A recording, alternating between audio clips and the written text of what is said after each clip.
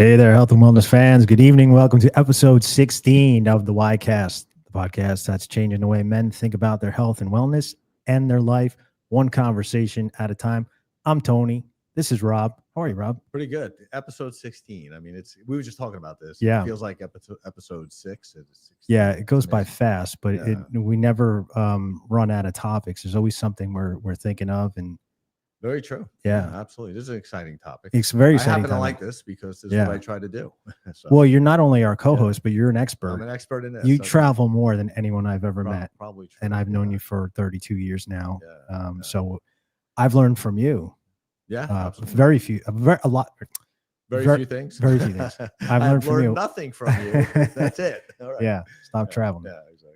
No, I've learned a lot from you on the whole traveling side of things. I know. Absolutely. And we'll get into that because I want to highlight some of that stuff. Great. But we do have some cool photos of you in action, and that's scary, but yeah, that's what I hear. And we want to highlight some of those times and cave jumping and all that stuff. Yeah. And we've done a few good trips together. Yes, we have. Yeah, always. Yeah, it's always good. So very fun. And this episode is, we're not getting too deep into science, which is good, lifestyle. But you'd be surprised, and you would know, I would know, and people who out there travel would know how beneficial traveling and just a new environment is for your well-being, I would say. Without a doubt. If you take advantage of it, right? I mean, people travel for business or they'll travel on vacation and they just kind of stay in the hotel or just kind of Yeah, it depends on what you do with that travel. Exactly. Right? And we're going to break that down. We'll talk about the two types of traveling. Yeah, exactly. And we'll get to it. Before we do, I want to mention to you guys, we still have our hydrating facial cream available on our website, projectwhynow.com. 20% off. So if you put in code PROJECTY20, you get 20% off of our facial moisturizer. And you look 20% younger, so that's perfect. I like 20% off. My code is 30%. So. And then also our tightening eye serum. This stuff is really good. Yeah, and we're getting great reviews are great. Reviews. And, so I would check that out, guys. Again, that's projectwhynow.com and enter code PROJECTY20 and you check that out. So tonight we're setting the stage for a travel adventure, and it's a big deal for men's mental and physical and creative wellness. Without doubt. Yeah. We all live in unpredictable patterns, right? Or predictable patterns. It feels like Groundhog Day. Sometimes unpredictable, but predictable patterns. Absolutely. Yeah. Well, especially when you're doing the grind. And all the different stresses, the peripheral stresses that you have when you're running a company or you're working for a company. It gets pretty mundane sometimes. Yeah. And sometimes those business trips are a blessing, right? Sometimes they are. Just change it up. You commute, work, gym, dinner, sleep. Business trips, vacations with the family, travel. Yeah, absolutely. And I think there are a lot of people out there that would, think about health and wellness and say, well, I'm working out, I'm eating healthy, I'm in a good state of mind, but there's always room for improvement. Yeah, absolutely. Right. And travel is one of those things. Yeah. Different environments, and we'll break that down. So we are going to separate the science of things, or the things we call science, and a strategy to use travel. On the adventure side, and just kind of like the fundamental side of just going out to a beach and relaxing. And things, and we'll talk about stepping into the unknown, challenging yourself physically, and diving in. So I would say, there are two types of travel. We say travel and adventure, because I think you have to separate those two. Sure. If you're just going to the beach, or you're doing something like passive travel. Yeah, right? Exactly. Yeah. So I would say, a passive vacation would be characterized by comfort, familiarity, minimal challenge. Right. Yeah. Things that you don't do very often when you travel. Not very good at that. Yeah. The ADHD doesn't help though. Right. So for me, I definitely have to be active. Primary goal would be relaxation, indulgence, and that type of stuff. And then there's the intentional side of travel, where you'd be characterized by, novelty, challenge, stepping outside comfort zones. Everyone has these comfort zones to establish some perspective and resilience, which we'll get in. So I mean, you already answered it, but do you? Did I? Yeah, I mean, I think you kind of already answered that. You know, when you do go on these, let's say, static trips, which I don't think your trips are ever static because you're always doing something. But you know, you're in a nice place. You know, you're staying in a decent hotel. You have these luxuries and indulgence, but you still split that time with some adventure. Yeah. I think you have to, right? If you're going away, and especially if you're going somewhere very new or there's a different culture, I like to try to immerse myself in that culture a little bit, right? I mean, I think that's key. And then, do something that you've never done before. Why not? That's the perfect time to do it. You know, you're not at home, you're away from work, and you get a chance to experience something new, not just the place, but the event, right? Yeah. So it's about novelty and not miles. Right. I agree with that. It doesn't have to be a flight, like I think you said, and you know, it doesn't have to be far. But novelty, it's gotta be something new. I mean, I think we all have, and we'll get into this a little more, but I think we all have unfamiliar spots in our own local environment. Without a doubt. You know, even if it's just like a restaurant. Even just a hike. Right. Or something like that. I mean, just for a day or two, or if you want to camp outside, and plenty of places in each state to do that, right? It's pretty amazing. But I think new environments and new exploration kind of forces the brain off that autopilot, right? Engaging in some problem solving skills. You know, what you just said is really key, because you know, you and I both run companies, and we know some of the pressures that, you know, are involved in doing that. But I find when I do, and I wasn't good at this when I was younger, and I was better in the middle, and now I'm not as good now. But I found that, you know, when I do travel and I'm away from business or organizational structure, I actually come up with solutions more easily, right? If there's an issue or a problem, when I step away from that, and you know me, sometimes I just need a break mentally. And when I do that, I come back and I have the solution. It's very interesting. Right.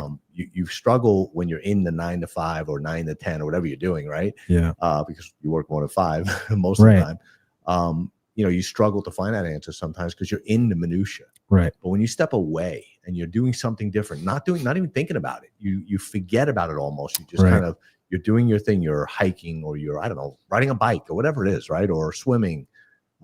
It comes to you. You're more relaxed. And you have that ability to really formulate answers in your mind, I think, a lot better than when you're in the clutter. So for me, it's been a great tool for me to solve issues, you know, at work and business, you know, being away. I mean, I would say, I know myself too. I know a lot of people I've talked to about this, but who goes to the beach and not kind of feel that in a certain way, right? You the smell of the air, the ions in the air. That's the science side, but I'm not. I won't get it. No science tonight. No science. No, we're going to talk about our own science. That can be developed. But I mean, I know myself too. When I go to the beach, I've got a ton of clarity. It's relaxing. You start to think in a different way. You know, I think it has to do with those endorphins that we'll get into. But you know, there is this. Speaking of science, so we have this comfort zone theory. That I think plays a big part in, you know, someone's life based on, you know, where they're at. Right. So I would say most people live in a, you know, in a comfort zone. Right. Low stress, predictable, like we talked about, Groundhog Day type stuff. But there's no growth. Well, is it low stress though, or is it just a comfort zone because that's what they know? Right. Potentially. That you know, being monotonous like that every day and having the same thing over and over again can actually be stressful without you realizing it's stressful, right? And you know, so you're not really growing because you're not stepping out of that comfort zone. And I think, you know, I would say travel is probably for a lot of people a stressful thing, like all the pre-planning and everything like that. That part is right. But once you get there, it's not bad. Well, we're going to actually talk about pre-planning, and that's important. Have some ways that you can, you know, better prepare for a trip. So we'll give you some insight on that. But that growth zone is, you know, kind of what you do. is when you go on a trip, even if it's something you've never done before. That's challenging, and you're in the middle of Africa somewhere, and you're what's it called when you're kayaking or white water, the Zambezi River. We did that. It was a lot of fun. So minus the hippos and the crocodiles on that, but I think we have some photos. Not on that, I don't think. No? I doubt it. That's been not on that. No. Okay. What about the cave? I've done cave climbing, rappelling down the caves. Yeah, let's see Rob rappelling down the waterfall. There he is. Yeah, that's me. I don't look so good in that wetsuit, but But your arms that water was cold though. Yeah. That was fun. I never really did that in a waterfall. I've done it in rocks. Yeah. But when you have water shooting down at you at warp speed, it's pretty slippery. It was fun, exciting. You're in a country that is not yours. Yeah. I was at that point. I was in Ecuador, and it was a blast. I had fun. I met a lot of good people. So it was a blast. Well, you just named named a bunch of things right there that could happen. Because, not only you're having fun, you're exploring, you're learning, but you're meeting people. Yeah, I think that's part of it. That's part of it. That's and sometimes when you get into conversations, and you may have some commonalities, right? And then you actually learn from them a little bit. Yeah, and it's pretty interesting what comes out of those conversations, meeting people from all over different cultures. Right. To me, that's the best. It's invigorating. It's a lot of fun. It really is. For sure. Yeah, absolutely. And then beyond that is the other zone that we say, the panic zone. Yeah. Right. Yeah. Because there are a lot of people out there that are probably in a panic when, they have to do some type of challenge like that. Something new. Or some adventure, which kind of internally they shut down. Right. But this is part of this show is to try to, induce some adventure into your life, whether it's small or whether you're going on a big trip. Right. Is to get in that growth zone. Yeah, it doesn't have to be crazy, right? Right. It doesn't. It's something different than something you've never done before, right? Right. Yeah, absolutely. Yeah, and challenge yourself, even like we'll talk about this too, but even like language barriers and things like that.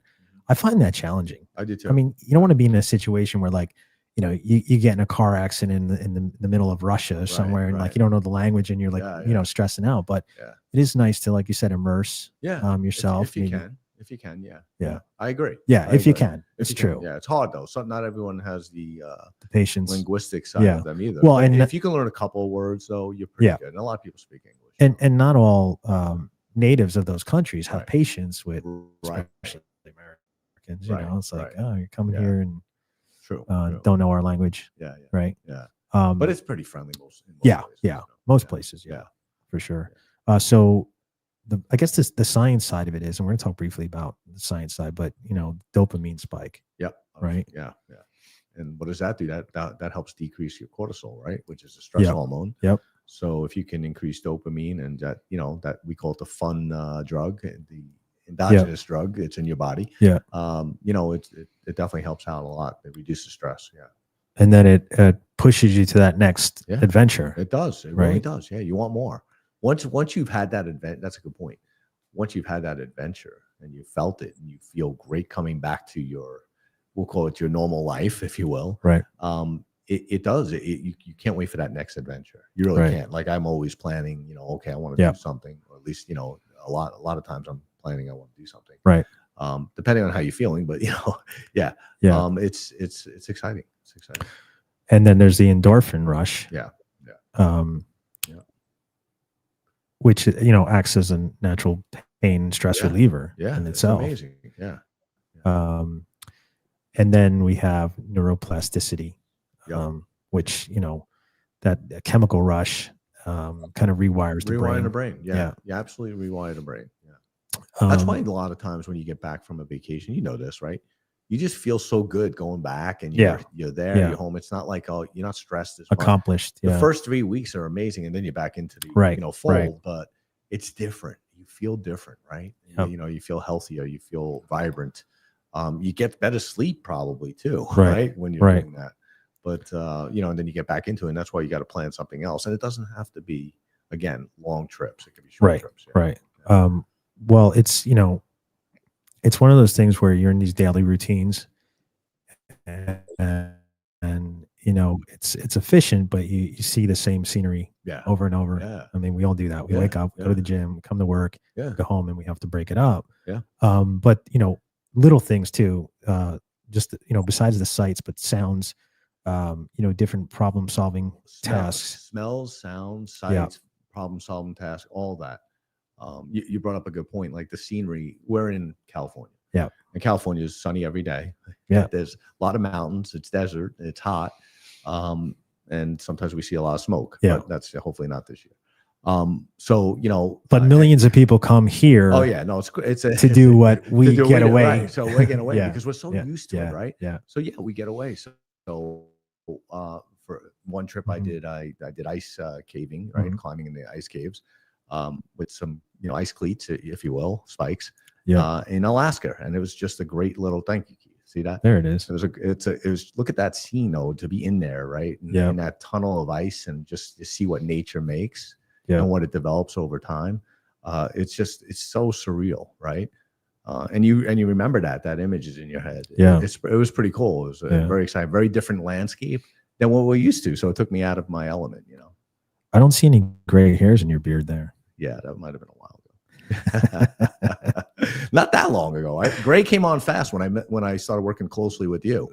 Even though we've been working together forever, I mean, more closely, I should say. When I put my office right next to yours. Yeah, exactly. No. I get stressed the heck out of anybody. Yeah. Well, they open these new neural pathways, right? And it helps your cognitive flexibility. It does, yeah. And there is a study I was looking at. It's called the Journal of Personality and Social Psychology. Yeah. Directly linked the breadth of novel experiences to a higher life satisfaction. Yeah. You just, you know, continuing to build a more robust and happier lifestyle. Yeah. Right. Yeah. That's probably the best to me. You know, when my kids were younger, I took them on trips all the time. Yeah. Because to me, that was the best education you get. And for me, it's the best education. When I try, and you know this, you said the same thing when we went on some trips together, you learn so much, right? And it can be in your own state. You can go on a trip and learn something, right? Because we haven't been everywhere, right? So go somewhere you haven't been, do something novel, do something new, and you're going to learn from that. And learning is also great for dopamine and, you know, endorphin release. It doesn't have to be an active event for that. Right. It's exciting if you're excited to learn. I mean, some people don't like learning, but you know, you know, certain people learn in different ways. But yeah, go do something different. Yeah. Well, I mean, you know, there is a I would say one small downside to all this, and having the other component to this is having resilience. Yeah. Because, you know, we all know how unpredictable life is, right? Canceled flights, you can get lost. Like we talked about, language barriers. Yeah. Yeah. They're not failures. They're just I'm the master of getting flights canceled. Yeah. Yeah. Being stranded somewhere I don't know. And it's worse now than it's ever been. It is. It is. And also cars breaking down on trips, you know, or whatever. Yeah, I've been through that all in areas you don't want to, right? Right. But it strengthens your ability to troubleshoot in those areas, right? Yeah. You have to adapt. Sure. You know, potentially you're in an area where you don't speak the language, and how, you know, like I said earlier, like, you know, you get in a car accident or something, like, you do have to have, you do have to be conditioned in a sense to not be in a car accident, but understand that, okay, when I'm in a stressful environment and anxiety takes hold, you know, and I remember just being in, you know, Latin America and learning Spanish. And you're just ordering something to drink at a restaurant, and that's stressful. And you want to make sure you say it right. Yeah, and you forget what you're supposed to say. But the funny thing is, if you are traveling internationally, they just appreciate that you're trying. They do. They really do. They don't care that you got it wrong or got it. They want you to try, because that's called respect, right? Yeah. So that's not a bad thing. There's a big part of this that, you know, I guess what type of person you could be, right? Is if you're looking at it as a challenge, not even just the adventure of physical side of it, but the prep, which again, you know, I mentioned we will get into the prep of it, but it's that challenge of, okay, maybe I should learn a couple phrases or you know something like that to mitigate. And that's part of your planning, right? Yeah, like you said. I love that. That's part of the prep. Yeah, absolutely. I agree with that. So we kind of talked about a little bit of science. Now the practical side, how do we use this adventure as a tool, you know, to produce specific outcomes? Because, you know, we all have different outcomes. We all want different things out of this, right?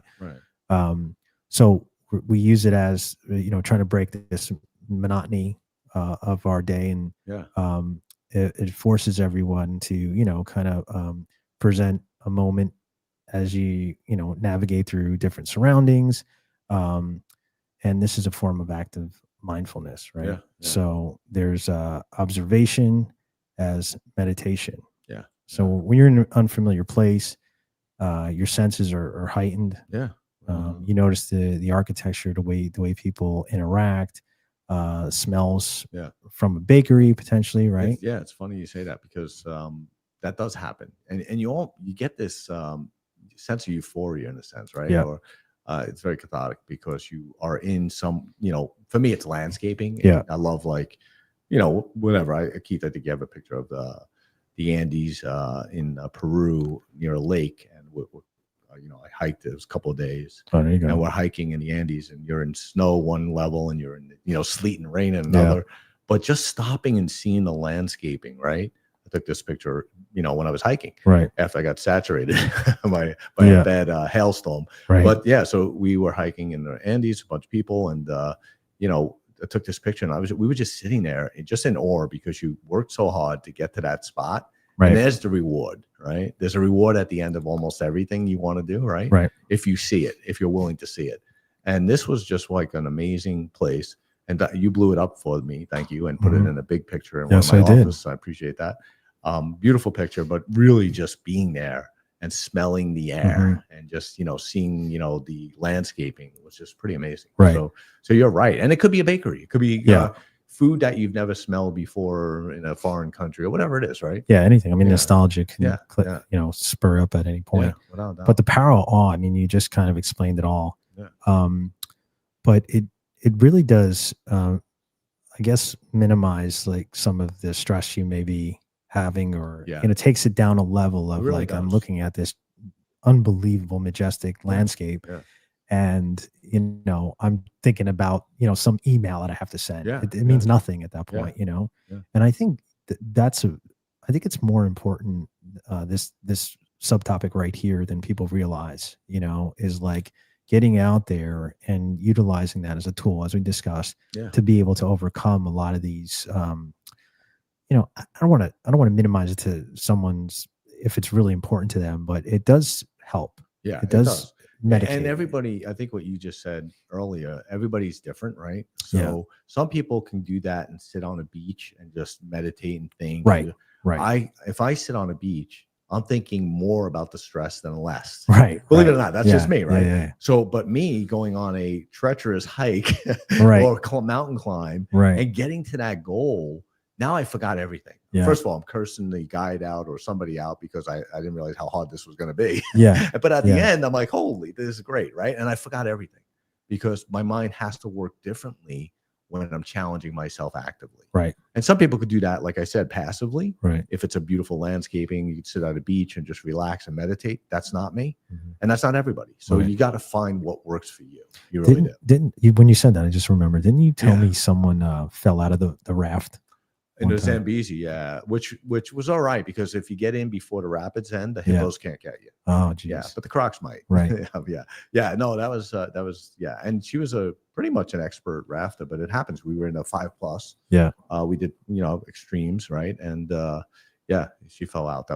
But that adrenaline again, and just getting back in, and it was pretty before the pretty amazing. And I didn't fall out, so I wasn't that worried. There's this Japanese practice. It's called Shinrin Yoku. Hopefully I didn't butcher that. It translates as forest bathing. It's backed by some hard data. Simply, just being among the trees has been shown to lower cortisol, like you mentioned earlier, reduce blood pressure, boost your immune system. So I guess any access to, any type of green or blue spaces is very powerful. And I can see that. I can definitely see that. No question.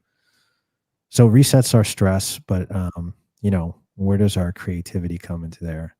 How does a new trip help an entrepreneur, like you said earlier, an engineer?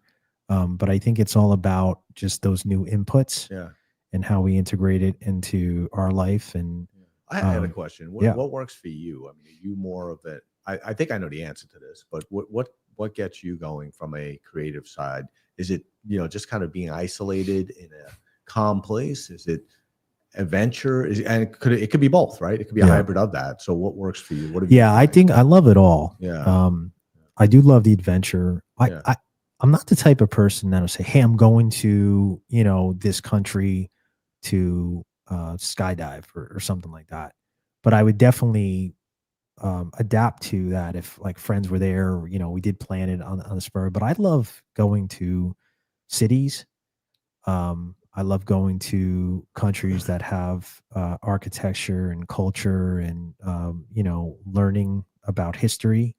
Yeah. So I'm big on that, but I can lay on the beach for a little bit because I can meditate. Yeah. I can like relax and listen to the ocean and take in the smell. Yeah. So I think I'm pretty diverse in that side. But for me, if you were to say, okay, where do you want to go? Miami, or I guess Miami's not a good. Like, we don't go like the Caribbean or New York City. I would go to New York City. Right. More action. I just love the hustle and bustle. Yeah, I love people watching. Yeah, I love food, trying different. So yeah. That's kind of where I'm at. I see a question here. So I'll read it. It says, do you find when you visit a country that has U.S. military presence, your communication with locals come easier? Actually, not really, to be honest. From my experience, I've visited countries that have no U.S. military presence, or very little, I should say. Most countries do, but very little. Well, you were in Afghanistan. Yeah, I was in Afghanistan. We had military presence at all. But I would say, I've always found a way to communicate when I was traveling internationally, no matter what the language. Yeah. Which is nice because there's always somebody that understands English, is willing to help. You do have to be careful because people take advantage of you. So you do have to be a smart traveler. Yeah. But I haven't really noticed a big difference. I mean, a lot of places I went to were on the outskirts and did not have military presence, U.S. military. Yeah. But, and some did. I felt like it was similar, to be honest. Yeah. From that perspective. Yeah. I can't say that I have, or that I know there were presence there, or a big presence. I'm sure we have presence in a lot of countries. Well, we do. We definitely do. Yeah. But it's a good question. Yeah. So we were talking about the inputs. There was, I wanted to read this. There's a famous study from the Academy of Management Journal found that professionals who had lived and worked abroad were consistently more creative and innovative than their peers who stayed home. Yeah. They weren't born more creative. They fed their brains better data. Yeah. Well, the learning, we talked about learning, right?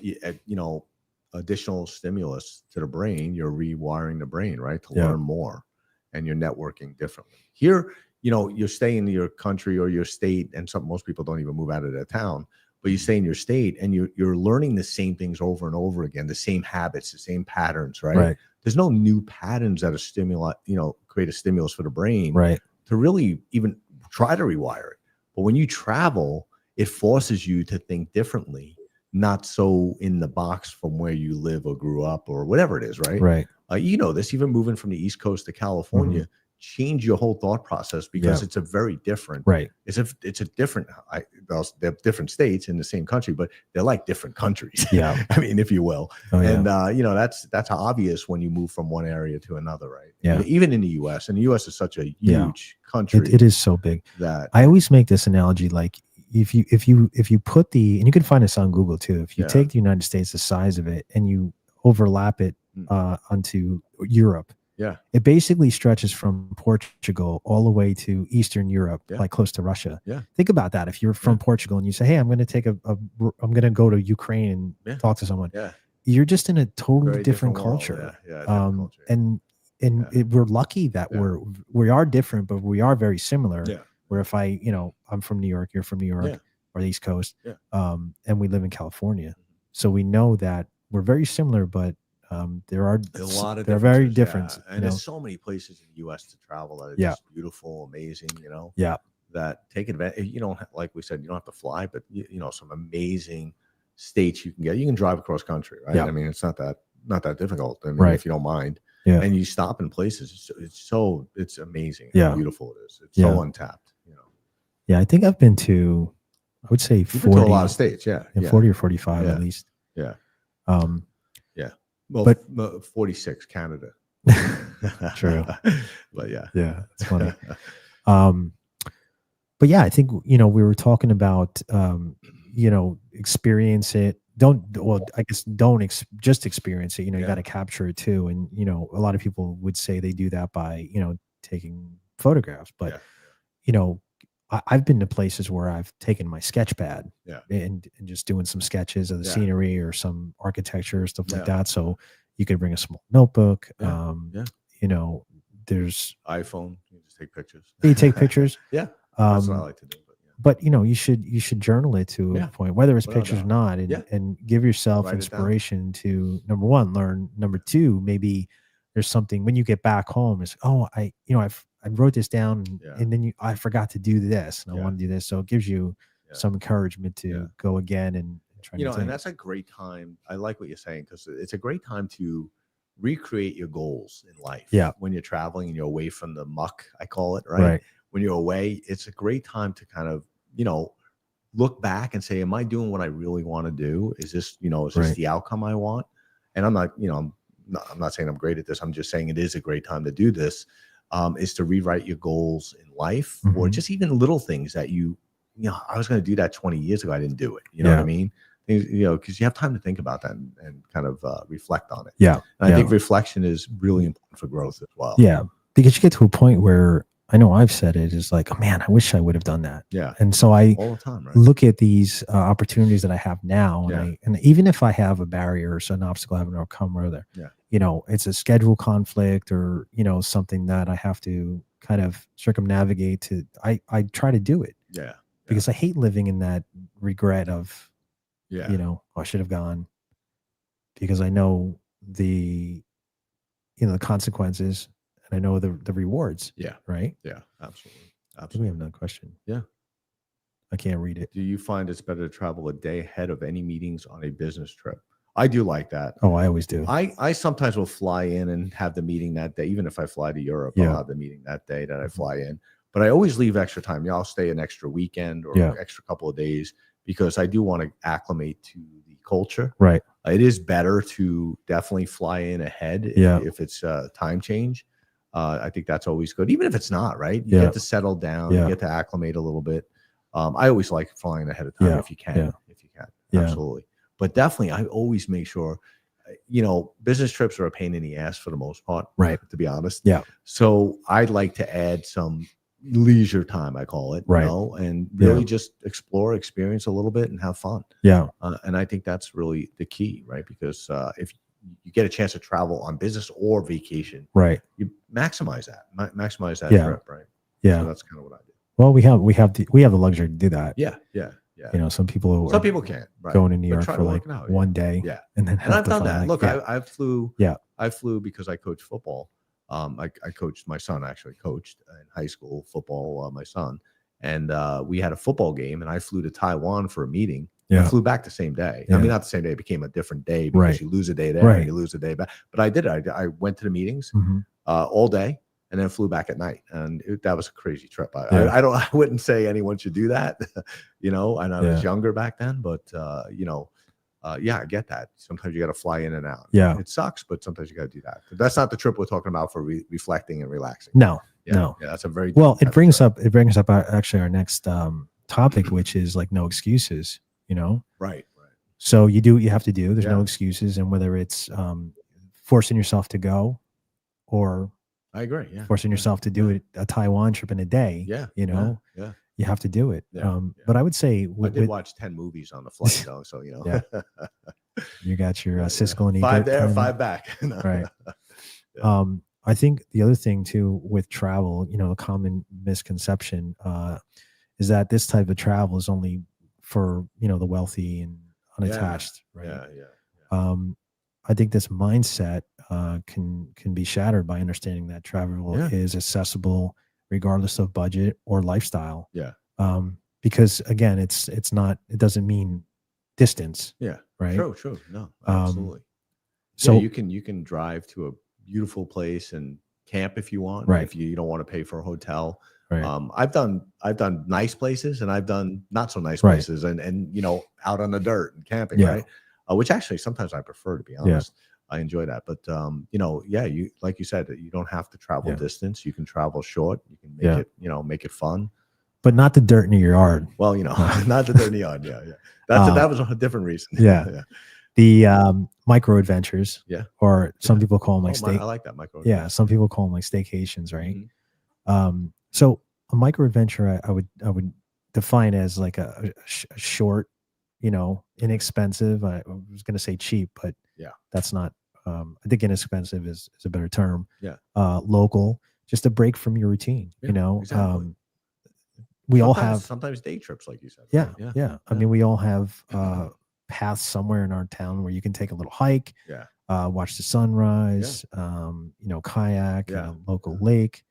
You know, just sleep in, like you said, camping out somewhere. You know, these are small doses of novelty. You know, they still trigger the dopamine.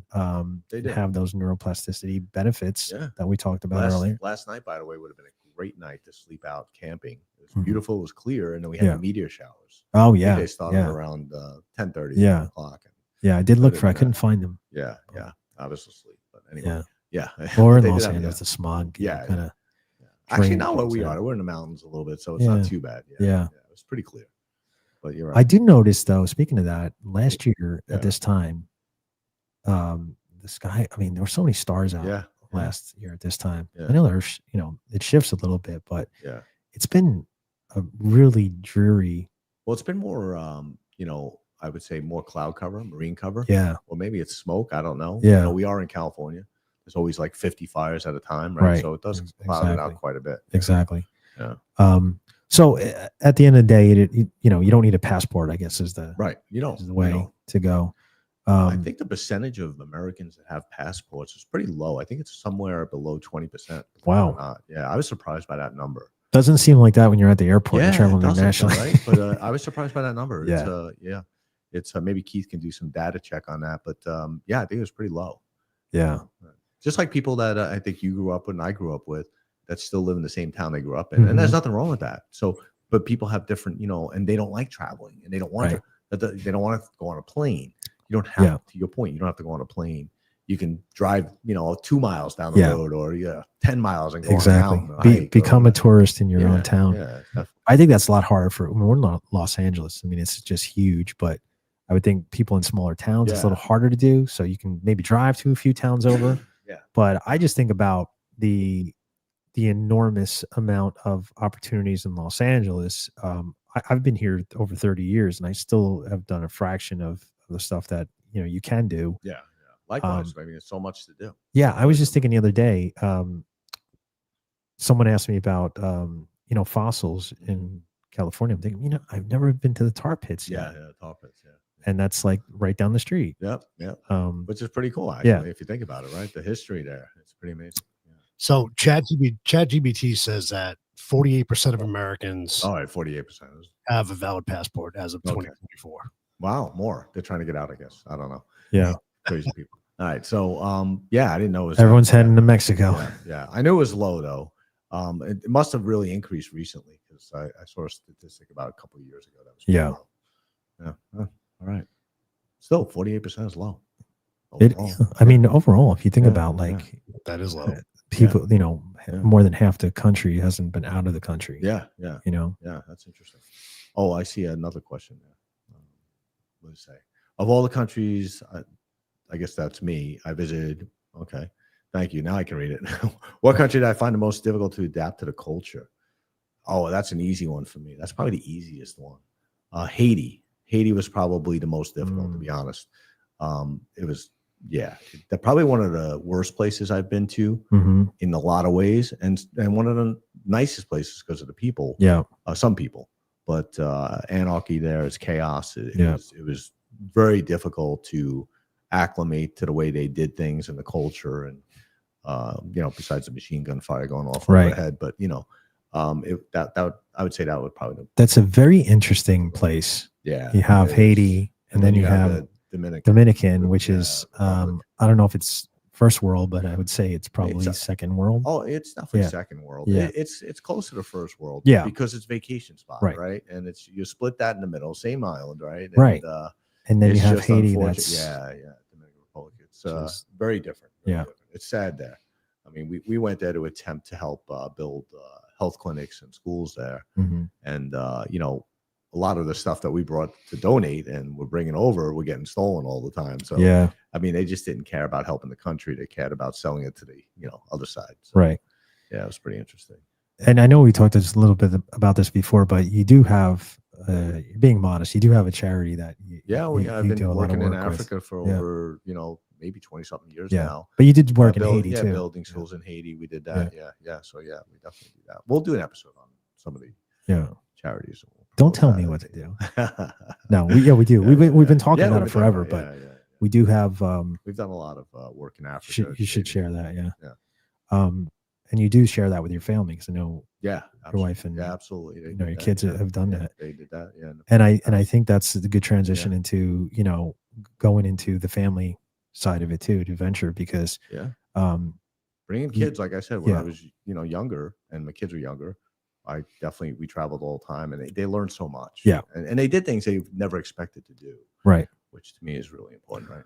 Yeah. And I would say with new travelers, it may not be as easy in the front end of it, but you know, it is, again, like we said, it is conditioning. Like you have to do it over and gain reps, and then, you know, at some point you involve your family in the planning of it, and that could be difficult. But at the end of the day, I mean, I think that's could be a huge benefit for you know, people that have large families, like 3 or 4 or 5 kids that and if that holds you back, then integrating them into, you know, choosing destinations, and doing some fun pre-planning work, it could ease that burden, right? Without doubt.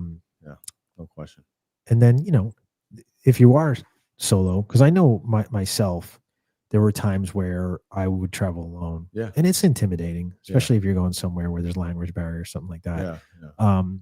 But you know, you could take a solo short trip locally. I love that. That's the best. And kind of condition you to potentially go further and further as you go, right?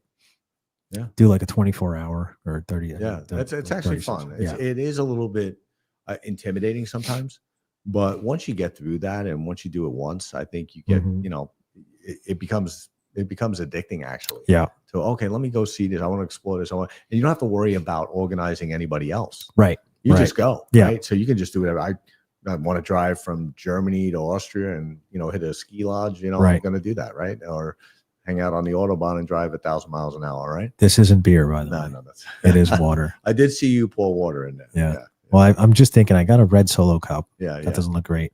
And this isn't vodka. This is actually, it's actually water. No, I think that's a perfect segue too, because we're talking about a system. And putting in place something. If you're new to travel, or even if you're not, and you're trying to implement some of these techniques and just feel better about traveling, I think, you know, if you start planning, set some goals, right? Once a year, you plan some type of big adventure, right? Some things we talked about earlier. Could be international, could be something significant. Like if you're in Los Angeles, I'm going to go to New York, or I'm going to go to Chicago, or, you know, Arizona, right? Or Vegas or whatever, you know, it can be short trips, right? It's not about distance, right? Oregon, going up the West Coast is beautiful. I mean, you know, the East Coast, up to Rhode Island if you're on the East Coast. So absolutely. And then maybe do that once a year, and then like once a quarter, you can plan like some weekend trip, like some 36-hour, 2-hour, 2-day, 3-day, something like that. Maybe that's a Vegas thing, or if not, if you're, you know, more economical trip, then, you know, go to Arizona and hike and, you know,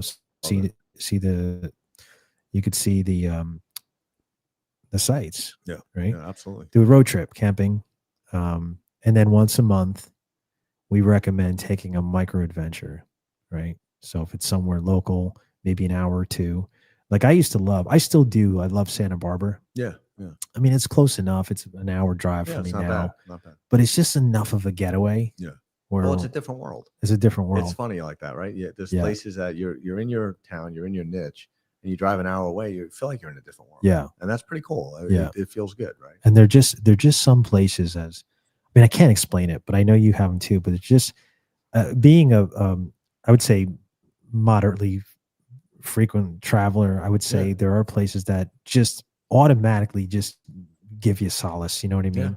Santa Barbara's always been one of those places. So I know that when I go there, I'm going to feel fantastic when I leave. And I always do. You should go there every day. Yeah. All right. I tried. You should put an office go there for lunch. Okay.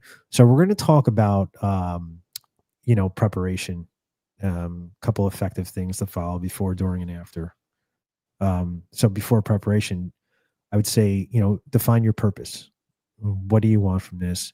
Is it a physical challenge? Do you need a creative spark? Do you need just some mental detox? Yeah. Align your trip with those goals. Sure. And I think that'll kind of give you the preparation you need to overcome some of the mental stress, maybe. It does take the stress out. Yeah. Absolutely.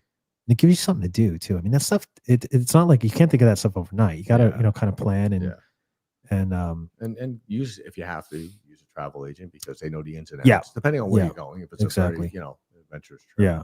So you do the research. Yeah. You get some history of the area, the locals, the language, the food, all that type of stuff. I think will give you some good information to be able to plan. And then I wanted to mention this earlier, but this is one of the things I was telling you about that I've learned from you over the years is pack light. Pack light, yeah. Nothing like packing light. Don't overpack. I remember when me and Joe went on a trip and I had like 3 bags or something like that. Yeah. Like, oh, we're not waiting for you. Yeah. Like, what do you mean? I got my underwear in this bag and this. But I learned, it's the best thing I've ever done. We had our CFO, if you remember, Mark Udell, we did a trip and he had these huge bags. They were just so high up, wheels and everything. And he had and this was a 3-day trip. And I'm like, dude, you're not going. Yeah. I said, you're going, but you're getting your own car when we land because I'm not waiting for luggage. Right. Yeah. No, it's one of the best adjustments you can make in travel because it is stressful. Yeah. And who wants to worry about that? I mean, I've gone for 2 weeks with just one duffel bag or one carry-on in my backpack. That's all I do now. That's all I pack. Yeah. If I got to wash my clothes, whatever I have to do. Them. But I refuse to check a bag in. Yeah, likewise.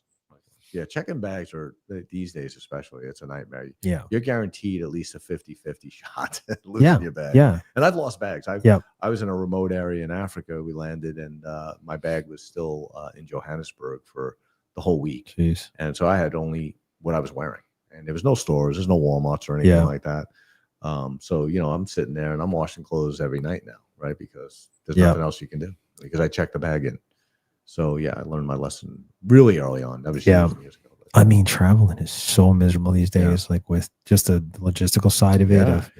I mean, I was just reading the other day. There's so many opening spots for air traffic control. People. Yeah, it's scary. And there's so many flights that are just being canceled for no reason. I know. And people are delaying. Well, you can't keep that much traffic up in the air. You just can't. I mean, I don't think it's sustainable, to be honest. No, it really isn't. Look at that map. You ever see that map? The sky map, and it shows you like all the planes. It's not to scale, obviously, but yeah. What do you say, Keith? What were you gonna say, Keith? I said that's insane when you look at that map. Yeah. Right. It definitely makes you not want to fly, right? But it is still safe. I mean, overall, you don't. Yeah, it's still pretty safe. It's and then I know you have a couple of little minor instances. There are no minor instances. Unfortunately. No. And even if you get caught up in the airport with there's always some type of issue with without doubt the computer system. Whatever it is. Yeah. But then it's like when you book a trip nowadays, you're literally traveling for almost 20 hours sometimes, and you're going like 5,000 miles. Yeah. And there's no direct flights. Nope. Yeah, it's tougher. It's a lot tougher. There are, but I mean now there's a lot less. A lot less, yeah. A lot less. So you got to take 2 stops, and then you got like 3 or 4 hours in between. And you got to get to the airport 2 hours before or 3 hours before. So by the time you could have drove there. Yeah. But I'll tell you, I find myself like, it's always like, but I love the challenge of it. Yeah. I love the people watching side of it. Yeah. It's great if you're in another state or country and you can like see different type of cultural things, That's a lot of fun. So I try to embrace it. I've been super calm when those situations happen, and just think about like, oh, where's my destination? Yeah. Right. And well, nice thing is if you're going on vacation, although you are in a rush to get on vacation, you don't have to be, right? There's really no, I got to be there by 8 o'clock. Right. So you just got to kind of take a step back and, chalk it up to part of the travel. Right? Yeah. The experience. Yeah. Absolutely. So it can be annoying when you get, stuck for 2 days in a place. It's like I'm going away for 6 days. Well, no, you're not. 2 days of travel. You're going away for 4 days, my friend. And exactly. So, but all these things are, I mean, it brings knowledge again. Yeah, it does. It conditions you. All experiences. Yeah. Good. Yeah. Absolutely. And the one thing is, thankfully, we have our, phones and iPads and things like that to keep us busy. Yeah. But it is something we need to use less of when we're doing these adventures or we are on trips, if you can. I mean, obviously some people don't have the luxury of just cutting everything off. Yeah. If you're, own a company or you have family or, you have to be in constant contact, but a digital detox does wonders. It goes a long way. You just shut your phone off. Yeah. Just shut it off. Yeah.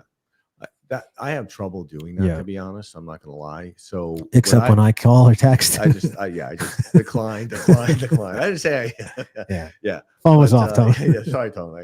Bad service. No, but honestly, when I do adventurous trips, though, your phone's not working sometimes. I'm in the Andes for X amount of days. I'm not gonna. There's no way I'm gonna call you, right? There's nothing I can do about it. Yeah. Which is a blessing, to be honest. It's kind of why I like flying long hours. Yeah. Because it's my only solace. I have downtime. It sounds crazy, but it does work. Oh, for sure. Yeah. Oh, there. Yeah. Look at that. That's the man. I thought it was a bowl of rice. I'm like, what the heck is that? It does look like a bowl of rice. And that's live. I just did a screenshot of that live. Yeah. Yeah. I'll tell you what. Now they're at all different air levels. Of course. And they're different vectors and stuff like that. So it does look alarming when you look at that. I mean, that's definitely. Like what's alarming of it is that there are that many planes in the air. What's alarming to me is how big those planes are compared to. But think about it. I remember looking at a map like this, like before 9/11. Yeah. And it was a lot more concentrated. Yeah. Yeah. And I did read that after 9/11, everything just kind of regressed. Yeah. Less flights. Less flights. Without a doubt. Well, think about the airlines. Yeah. I mean, how many airlines used to be? Oh, yeah. Now you got like 3 you could choose from. I mean, there are other airlines, but bring back the old school airlines, right? Like Pan Am, TWA, Continental. Yeah, absolutely. Yeah. Don't we pay them enough? Come on, man. Evidently not. Air travel, I mean, keeping those companies alive has been pretty tough, obviously. Yeah. Well, I think one of my favorite trips was when we went to Spain, because we did go together on that. We did, yeah. And I was on an adventure. You were, because I was thinking to myself, I'm just gonna, in fact, I think you left me for a day. Yeah, at least half a day. Yeah, or something like that. I took a train. Yeah. From Barcelona all the way to the south of Spain in the Mediterranean. It's not the Mediterranean, but it's the Mediterranean. But there's a little sea there. Yeah, a little sea there. I forget what it's called.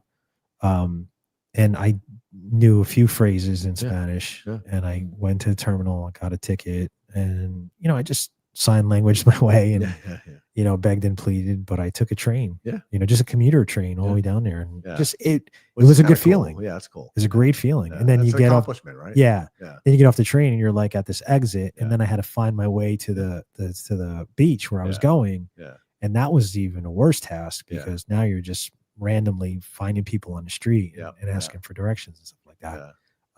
Because I don't think there was Uber. No, and it still isn't in Spain. It's all Taxify. It's different. Yeah. Okay. Yeah, I know. I didn't take an Uber. Yeah. But that's something that because I was going to say in one of my notes here about this, it says talk to a stranger. Yeah. So I know I'm very talk to a lot of strangers there. Yeah. I mean, I consider myself like I don't like talking to random people, right? Just because I don't want to bother them. But it is a cool adventure when you're just meeting new people and you're just trying to. And they were pretty. I bet you they were friendly. They tried to help friendly. you. Yeah. No question about it. Definitely fun. One of my funnest adventures doing that alone, because I'm thinking, this is gonna be great, or I'm gonna be dead. Yeah, well, I'm gonna be reading about you in the morning. I'll be coming to rescue you, whatever it is. Yeah. Exactly. Yeah. So there's the post travel. Yeah. And how do we acclimate back to life and our day to day. So journaling, I think what we were talking about earlier, writing it down, like skills that you use, some perspectives that may have shifted, and that inspiring awe that you talked about when in that scenery that we saw earlier. Yeah. So all of those things can do a lot for your well-being when you come back to come back to and reflecting on your accomplishments from the trip, right? Yeah. Is what you're saying, basically, by reading it and reliving it, because that does keep you going too, right? You're like, well, I did that. Even like small, whatever it is, small accomplishments, you don't have to be climbing, climb the Grand Piton in St. Lucia. You don't have to do that. That was fun. There you go. That's that. That was a tough climb, I have to say, though. Yeah. But I made it to the top. I think there's a picture, but it was. Well, how do we know that's don't worry about it. That looks like your yard, Rob. Yeah, exactly. I put a bunch of rocks up, looks good though, right? Yeah. But the accomplishment of that, you can ride that for a long time, right? It's a lot of fun, and you just think back, oh, I did that, or that was scary, or whatever it is. But you look at that and you're like, oh, I can't accomplish that. Whatever it is, it could be small, it could be big, something you've never done, and you accomplish it. You can let that ride. That rides with you for a long time.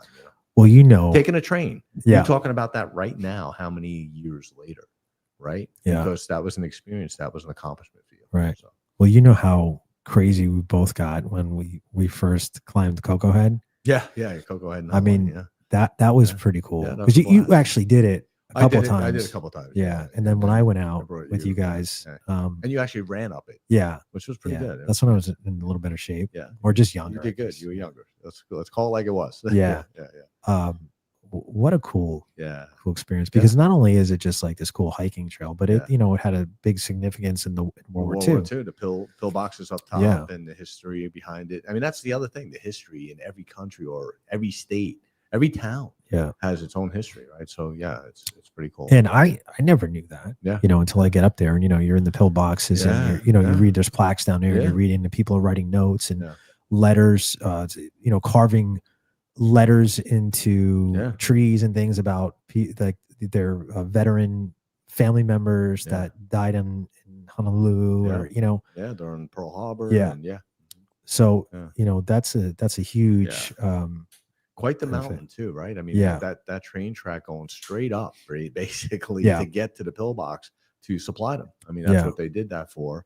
And the trains weren't quite what we have. They were actually guys, pumping the train to go up. It was back then for that particular one.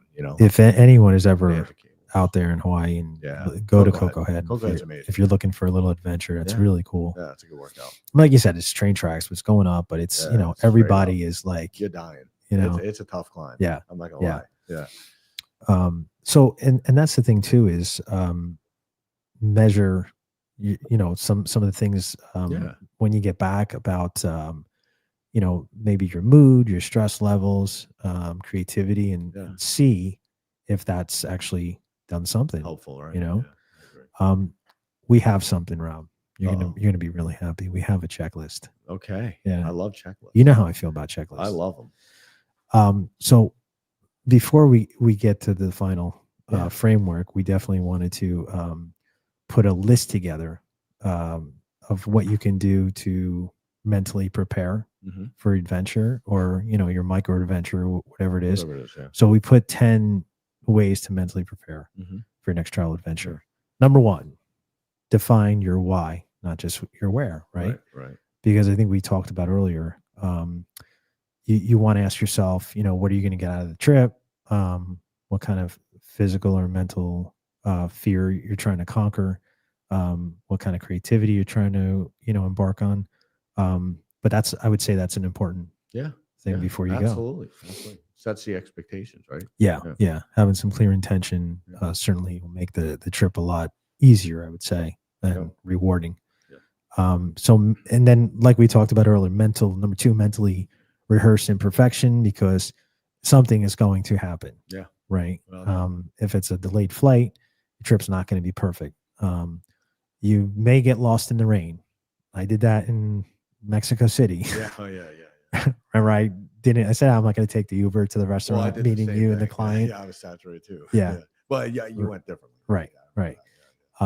So, visualizing some of those mishaps could really give you some calm before the storm type thing.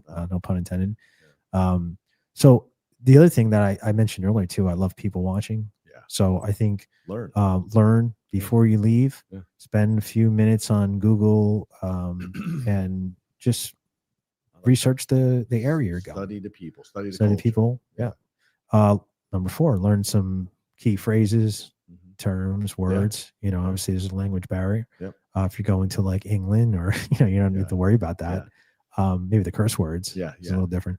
But maybe learning a please, a hello, a thank you. Yeah, all the keywords. Because like you said, other people are very welcoming. Especially if you're trying to learn their language. I was going to say much more if you're trying to, show them you care. Right? Show respect, right? Yeah, absolutely. Goes a long way. Schedule the unscheduled time.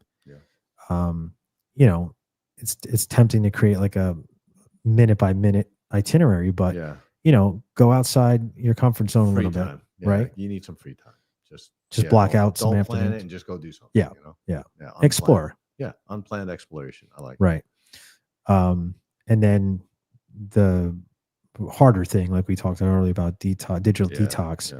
So just decide before you go, you can plan it out. Like for 15 minutes, I'm going to put my phone down at these times. And even if it's like, just going for coffee, I think that's another thing you and I both expressed. I think we said at the same time I forget what trip we were on, but we, it's like I go to gym, you go to gym, and then we meet for a cup of coffee to start our day. And we both said, this is my favorite part. Just for a minute. Well, I drink tea, but it just gives you perspective on the day and sets the day up. Yeah.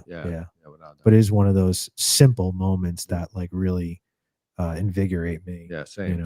Yeah. Absolutely. And then visualizing.